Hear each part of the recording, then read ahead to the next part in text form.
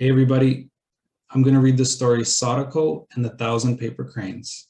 Here we go. Good luck signs. Sadako was born to be a runner. Her mother always said that Sadako would learn to run before she could walk. One morning in August 1954, Sadako ran outside into the street as soon as she was dressed. The morning sun of Japan touched brown highlights in her dark hair. There was not a speck of cloud in the blue sky. It was a good sign. Sadako was always on the lookout for good luck signs. Back in the house, her sister and two brothers were still sleeping in their bed quilts. She poked her big brother, Masahiro. "Get up, lazy bones," she said. "It's peace day." Masahiro groaned and yawned. He wanted to sleep as long as possible, but like most 14-year-old boys, he also loved to eat. When he sniffed the good smell of bean soup, Masahiro got up. Soon, Mitsu and Iji were awake too. Sadako helped Iji get dressed. He was 6, but he sometimes lost a sock or shirt. Afterward, Sadako folded the bed quilts. Her sister, Mitsu, who was 9, helped put them away in the closet. Rushing like a whirlwind into the kitchen, Sadako cried, "Oh, mother, I can hardly wait to go to the carnival. Can we please hurry with breakfast?" Her mother was busily slicing pickled radishes to serve with the rice and soup. She looked sternly at Sadako. "You are 11 years old and should know better," she scolded. "You must not call it a carnival. Every year on August 6th, we remember those who died when the atom bomb was dropped on our city. It is a memorial day." Mr. Sasaki came in from the back porch. "That's right," he said. "Sadako-chan, you must show respect. Your own grandmother was killed on that awful day." "But I do respect Oba-chan," Sadako said. "I pray for her spirit every morning. It's just that I'm so happy today." "As a matter of fact, it's time for our prayers now," her father said. The Sasaki family gathered around the little altar shelf. Oba-chan's picture was there in a gold frame. Sadako looked at the ceiling and wondered if her grandmother's spirit was floating somewhere above the altar.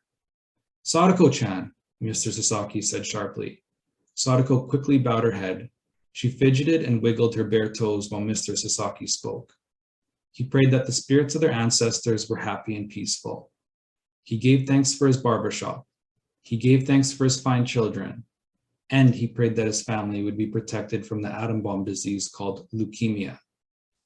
Many still died from the disease, even though the atom bomb had been dropped on Hiroshima 9 years before.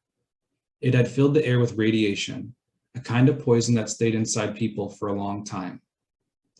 At breakfast, Sadako noisily gulped down her soup and rice.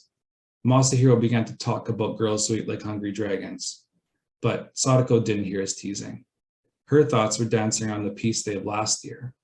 She loved the crowds of people, the music, and fireworks. Sadako could still taste the spun cotton candy. She finished breakfast before anyone else. When she jumped up, Sadako almost knocked the table over. She was tall for her age, and her long legs always seemed to get in the way. "Come on, Mitsu-chan," she said. "Let's wash the dishes so we can go soon." When the kitchen was clean and tidy, Sadako tied red bows on her braids and stood impatiently by the door. "Sadako-chan," her mother said softly, "we aren't leaving until 7:30. You can sit quietly until it's time to go." Sadako plopped down with a thud onto the tatami mat. Nothing ever made her parents hurry. While she sat there, a fuzzy spider paced across the room. A spider was a good luck sign. Now, Sadako was sure the day would be wonderful. She cupped the insect in her hands and carefully set it free outside. "That's silly," Masahiro said. "Spiders don't really bring good luck." "Just wait and see," Sadako said cheerfully. Peace Day. When the family started out, the air was already warm and dust hung over the busy streets.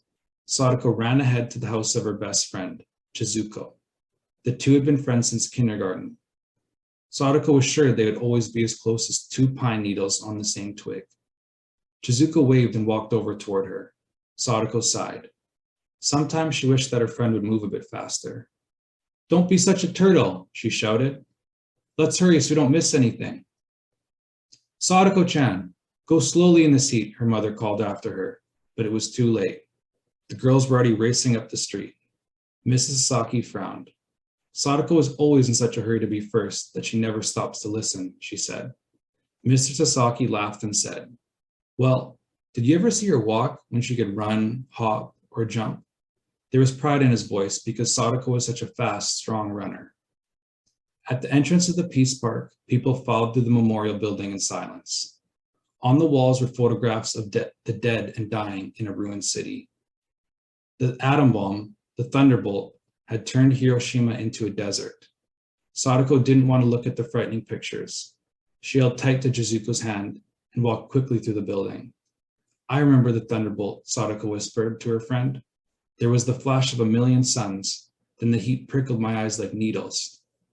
"How can you possibly remember anything?" Jizuko exclaimed. "You were only a baby then."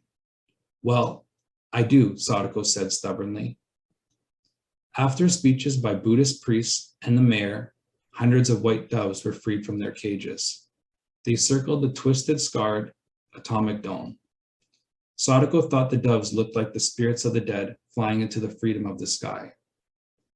When the ceremony was over, Sadako led the others straight to the old lady who sold cotton candy. It tasted even better than last year. The day passed too quickly, as it always did. The best part, Sadako thought, was looking at all the things to buy and smelling the good food. There were stalls selling everything from bean cakes to chirping crickets. The worst part was seeing people with ugly whitish scars. The atom bomb had burned them so badly that they no longer looked human. If any of the bomb victims came near Sadako, she turned away quickly. Excitement grew as the sun went down. When the last dazzling displays of fireworks faded from the sky, the crowd carried paper lanterns to the banks of the Ota River. Mr. Sasaki carefully lit candles inside of 6 lanterns, one for each member of the family. The lanterns carried names of relatives who had died because of the thunderbolt. Sadako had written Oba-chan's name on the side of her lantern. When the candles were burning brightly, the lanterns were launched on the Ota River. They floated out to sea like a swarm of fireflies against the dark water. That night, Sadako lay awake for a long time, remembering everything about the day. Masahiro was wrong, she thought. The spider had brought good luck. Tomorrow, she would remind him about that. Sadako's secret. It was the beginning of autumn when Sadako rushed home with the good news. She kicked off her shoes and threw open the door with a bang. "I'm home," she called. Her mother was fixing supper in the kitchen. "The most wonderful thing has happened," Sadako said breathlessly. "Guess what?"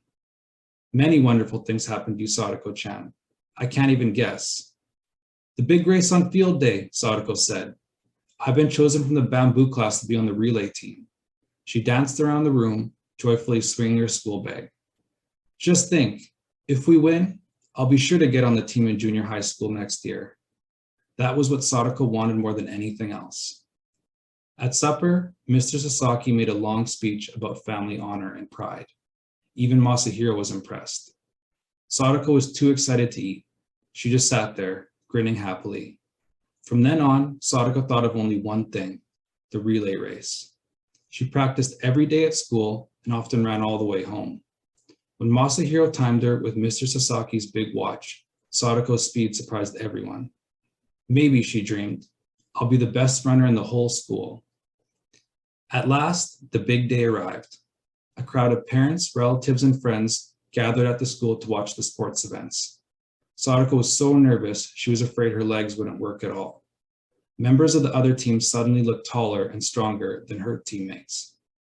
When Sadako told her mother how she felt, Mrs. Sasaki said, "Sadako-chan, it is natural to be a little bit afraid, but don't worry.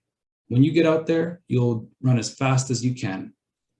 "Just do your best," Mr. Sasaki said, giving Sadako's hand a squeeze. "We'll be proud of you."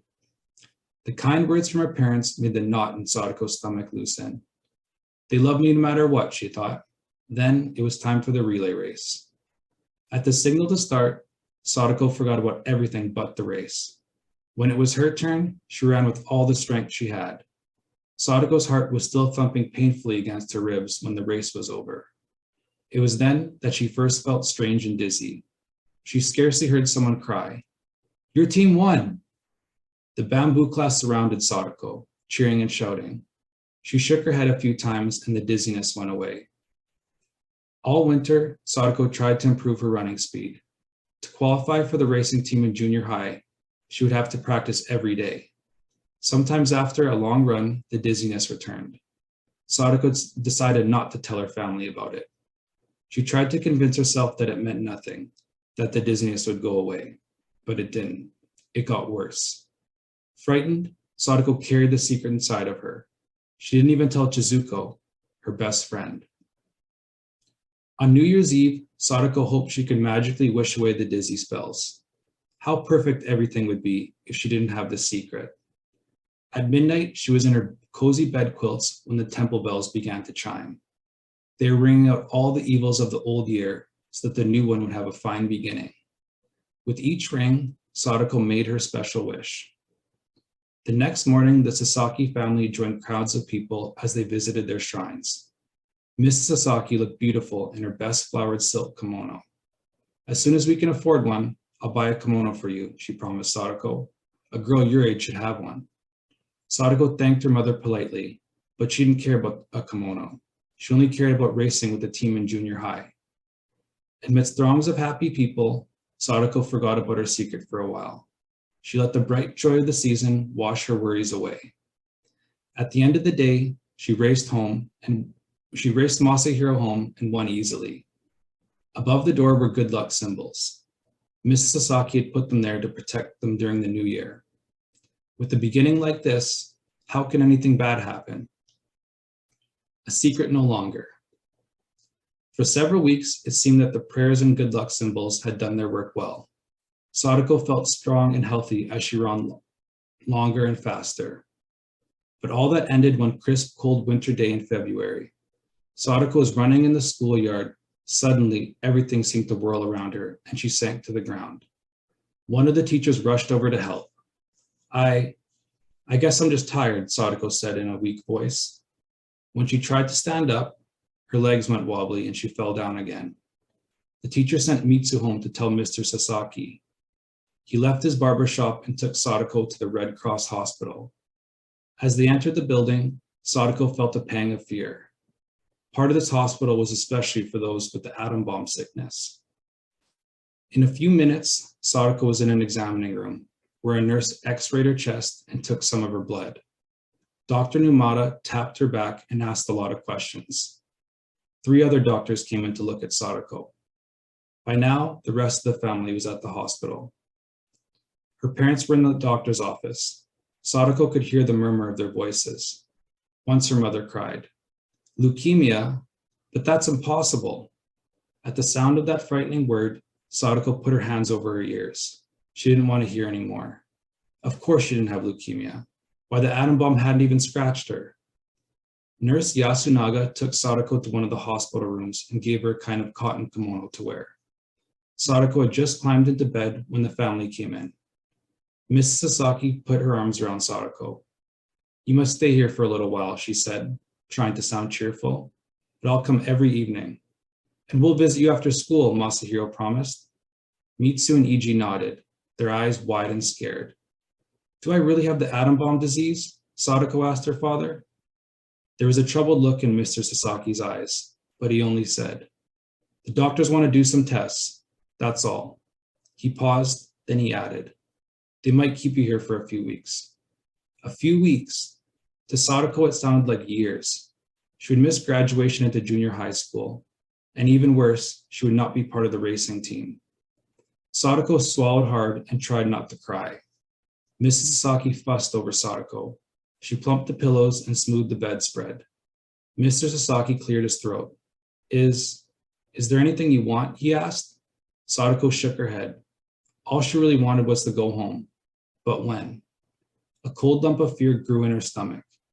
She had heard that many people who went into this hospital never came out. Later, Nurse Yasunaga sent the others away so that Sadako could rest. When she was alone, Sadako buried her face in the pillow and cried for a long time.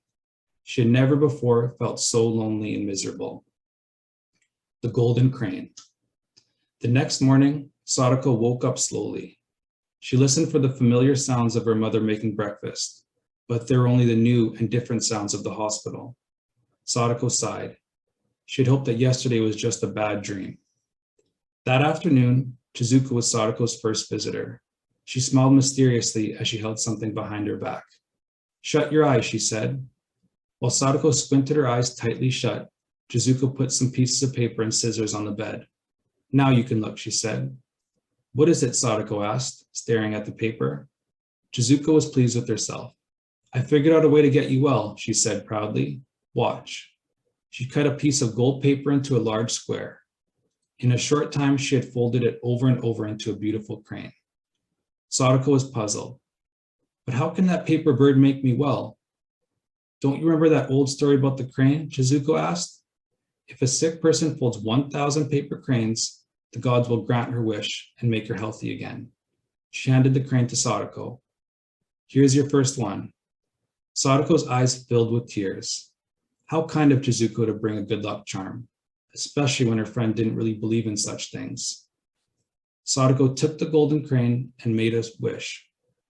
The funniest little feeling came over her when she touched the bird. It must be a good omen. "Thank you, Chizuko," she whispered. "I'll never part with it." When she began to work with the paper, Sadako discovered that folding a crane wasn't as easy as it looked. With Chizuko's help, she learned how to do the difficult parts. After making 10 birds, Sadako lined them up on the table beside the golden crane.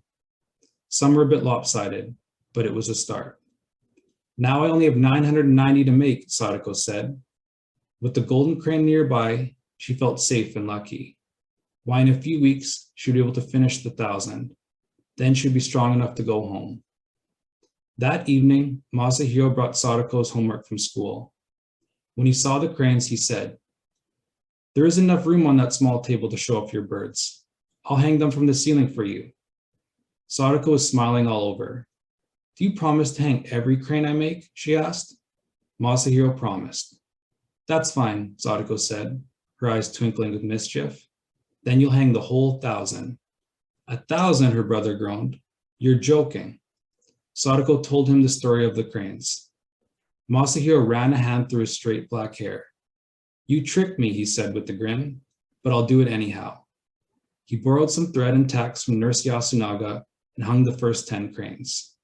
The golden crane stayed in its place of honor on the table. After supper, Mrs. Sasaki brought Mitsu and Iji to the hospital. Everyone was surprised to see the birds. They reminded Mrs. Sasaki of a famous old poem. "Out of colored paper cranes, come flying into our house." Mitsu and Iji liked the golden crane best, but Mrs. Sasaki chose the tiniest one, made of fancy green paper with pink parasols on it. "This is my choice," she said, "because small ones are the most difficult to make." After visiting hours, it was lonely in the hospital room. So lonely that Sadako folded more cranes to keep up her courage. 11, I wish I'd get better. 12, I wish I'd get better. Kenji. Everyone saved paper for Sadako's good luck cranes. Chizuko brought colored paper from the bamboo class. Father saved every scrap from the barber shop. Even Nurse Yasunaga gave Sadako the wrappings from packages of medicine. And Masahiro hung every one of the birds, as he had promised. Sometimes he had strung many on one thread. The biggest cranes flew alone. During the next few months, there were times when Sadako felt almost well. However, Dr. Numata said it was best for her to stay in the hospital. By now, Sadako realized that she had leukemia, but she also knew that some patients recovered from the disease.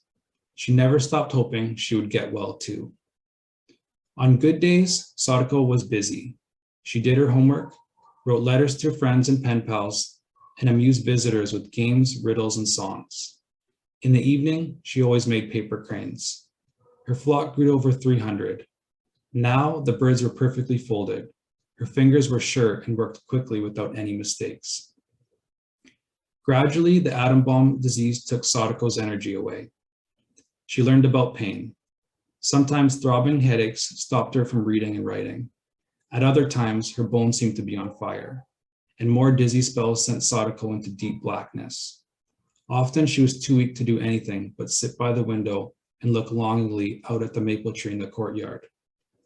She would stay there for hours, holding the golden crane in her lap. Sadako was feeling especially tired one day when Nurse Yasunaga wheeled her out onto the porch for some sunshine. There, Sadako saw Kenji for the first time. He was 9 and small for his age. Sadako stared at his thin face and shining dark eyes. "Hello," she said. "I'm Sadako." Kenji answered in a low, soft voice. Soon, the two were talking like old friends. Kenji had been in the hospital for a long time, but he had few visitors. His parents were dead, and he had been living with an aunt in a nearby town. "She's so old that she comes to see me only once a week," Kenji said. "I read most of the time." Sadako turned away at the sad look on Kenji's face. "It doesn't really matter," he went on with a weary sigh, "because I'll die soon. I have leukemia from the bomb." "But you can't have leukemia," Sadako said quickly. "You weren't even born then." "That isn't important," Kenji said. "The poison was in my mother's body, and I got it from her." Sadako wanted so bad to comfort him, but she didn't know what to say. Then she remembered the cranes. "You can make paper cranes like I do," she said, "so that a miracle can happen." "I know about the cranes," Kenji replied quietly, "but it's too late. Even the gods can't help me now." Just then, Nurse Yasunaga came out onto the porch. "Kenji," she said sternly, "how do you know such things?" He gave her a sharp look. "I just know," he said, "and besides, I can read my blood count on the chart. Every day it gets worse." The nurse was flustered. "What a talker," she said. "You are tiring yourself," and she wheeled Kenji inside. Back in her room, Sadako was thoughtful. She tried to imagine what it would be like to be ill and have no family. Kenji was brave, that's all.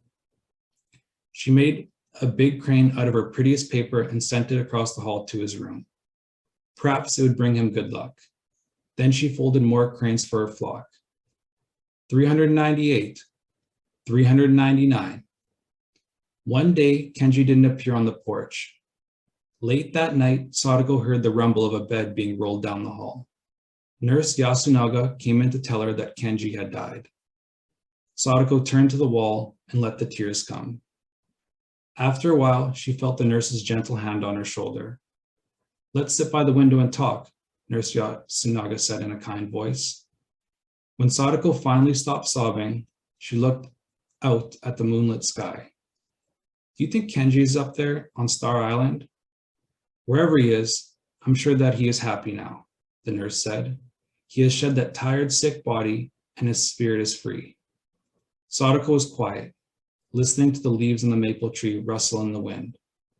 Then she said, "I'm going to die next, aren't I?" "Of course not," Nurse Yasunaga answered with a firm shake of her head. She spread some colored paper on Sadako's bed. "Come and let me see you fold a paper crane before you go to sleep. After you finish 1,000 birds, you'll live to be an old lady." Sadako tried hard to believe that. She carefully folded cranes and made the same wish. 463, 464. Hundreds of wishes. June came with its long, endless rains. Day after day, the sky was gray as the rain splattered against the windows. Rain dripped steadily from the leaves on the maple tree. Soon, everything in the room smelled musty. Even the sheets felt clammy. Sadako grew pale and listless. Only her parents and Masahiro were allowed to visit her. The bamboo class sent a kokeshi doll to cheer her up. Sadako liked the wooden doll's wistful smile and red roses painted on its kimono. The doll stood next to the golden crane on Sadako's bedside table. Mrs. Sasaki was worried because Sadako didn't eat enough. One evening, she brought a surprise wrapped in a furoshiki bundle. It contained all of Sadako's favorite foods: an egg roll, chicken and rice, pickled plums, and bean cakes. Sadako propped herself up against the pillows and tried to eat, but it was no use. Her swollen gums hurt so much that she couldn't chew. Finally, Sadako pushed the good things away. Her mother's eyes were bright, as if she were going to cry. "I'm such a turtle," Sadako burst out. She was angry with herself for making her mother sad. She also knew the Sasaki family had no extra money for expensive food. Tears stung Sadako's eyes, and she quickly brushed them away. "It's all right," Mrs. Sasaki said soothingly. She cradled Sadako in her arms. "You'll be better soon, maybe when the sun comes out again." Sadako leaned against her mother and listened to her read from a book of poems. When Masahiro came, Sadako was calmer and happier. He told her news from the school and ate some of the special dinner. Before Masahiro left, he said, "Oh, I almost forgot. EG sent you a present." He dug into his pocket and pulled out a crumpled piece of silver paper. "Here," he said, giving it to his sister. "EG said this is for another crane." Sadako sniffed the paper. It smells like candy," she said. "I hope the gods like chocolate." The three burst out laughing. It was the first time Sadako had laughed in days. It was a good sign. Perhaps the golden crane's magic was beginning to work. She smoothed out the paper and folded a crane. 541, but she was too tired to make more. Sadako stretched out on the bed and closed her eyes. Last days. Near the end of July, it was warm and sunny. Sadako seemed to be getting better. "I'm over halfway to 1,000 cranes," she told Masahiro, "so something good is going to happen." And it did. Her appetite came back and much of the pain went away. Dr. Numata was pleased with their progress and told Sadako she could go home for a visit. That night, Sadako was so excited she couldn't sleep. To keep the magic working, she made more cranes. 621, 622. It was wonderful to be home with the family for Obon, the biggest holiday of the year. Obon was a special celebration for spirits of the dead who returned to visit those they loved on Earth. Miss Sasaki and Mitsu had scrubbed and swept the house until it shone. Fresh flowers brightened the table. Sadako's golden crane and Kokeshi doll were there too. The air was filled with smells of delicious holiday food. Dishes of bean cakes and rice balls had been placed on the altar shelf for ghostly visitors. That night, Sadako watched her mother put a lantern outside so that the spirits could find their way in the dark. She let out a happy sigh. Perhaps, just perhaps, she was home to stay. For several days, a steady stream of friends and relatives came to visit the Sasaki family. By the end of the week, Sadako was pale and tired again. She could only sit quietly and watch others. "Sadako certainly has good manners now," Mr. Sasaki said. "Oba-chan's spirit must be pleased to see how ladylike her granddaughter has become." "How can you say that?" Mrs. Sasaki cried. "I would rather have our lively Sadako back." She dabbed at her eyes and hurried into the kitchen. "I'm making everyone sad," Sadako thought. She wished she could suddenly turn into her old self. How happy her mother would be then. As if he knew what was on Sadako's mind, her father said gruffly, "There now, don't worry. After a good night's rest, you'll feel fine." But the next day, Sadako had to return to the hospital. For the first time, she was glad to be in the quiet hospital room. Her parents sat beside the bed for a long time. Every now and then, Sadako drifted off into a strange kind of half-sleep. "When I die," she said dreamily, "will you put my favorite bean cakes on the altar for my spirit?" Miss Sasaki could not speak. She took her daughter's hand and held it tightly. "Hush," Mr. Sasaki said in a funny voice. "That will not happen for many, many years. Don't give up now, Sadako-chan. You have to make only a few hundred more cranes." Nurse Yasunaga gave Sadako medicine that helped her rest. Before her eyes closed, Sadako reached out to touch the golden crane. "I will get better," she murmured to the golden crane, "and someday I'll race like the wind." From then on, Dr. Numata gave Sadako blood transfusions or shots almost every day. "I know it hurts," he said, "but we must keep trying." Sadako nodded. She never complained about the shots and almost constant pain. A bigger pain was growing deep inside of her. It was the fear of dying. She had to fight it as well as the disease. The golden crane helped. It reminded Sadako that there was always hope. Miss Sasaki spent more and more time at the hospital. Every afternoon, Sadako listened for the familiar slap slap of her plastic slippers in the hall. All visitors had to put on yellow slippers at the door, but Mrs. Sasaki's made a special sound. Sadako's heart ached to see her mother's face so lined with worry. The leaves on the maple tree were turning rust and gold when the family came for one last visit. Iji handed Sadako a big box wrapped in gold paper and tied with a red ribbon. Slowly, Sadako opened it. Inside was something her mother always wanted for her, a silk kimono with cherry blossoms on it. Sadako felt hot tears blur her eyes. "Why did you do it?" she asked, touching the soft cloth. "I'll never be able to wear it, and silk costs so much money." "Sadako-chan," her father said gently, "your mother stayed up late last night to finish sewing it. Try it on for her." With great effort, Sadako lifted herself out of bed. Miss Sasaki helped her put on the kimono and tie the sash. Sadako was glad her swollen legs didn't show. Unsteadily, she limped across the room and sat down in a chair by the window. Everyone agreed that she looked like a princess in the kimono. At that moment, Chizuko came in. Dr. Numata had given her permission to visit for a short time. She stared at Sadako in surprise. "You look better in that outfit than in school clothes," she said.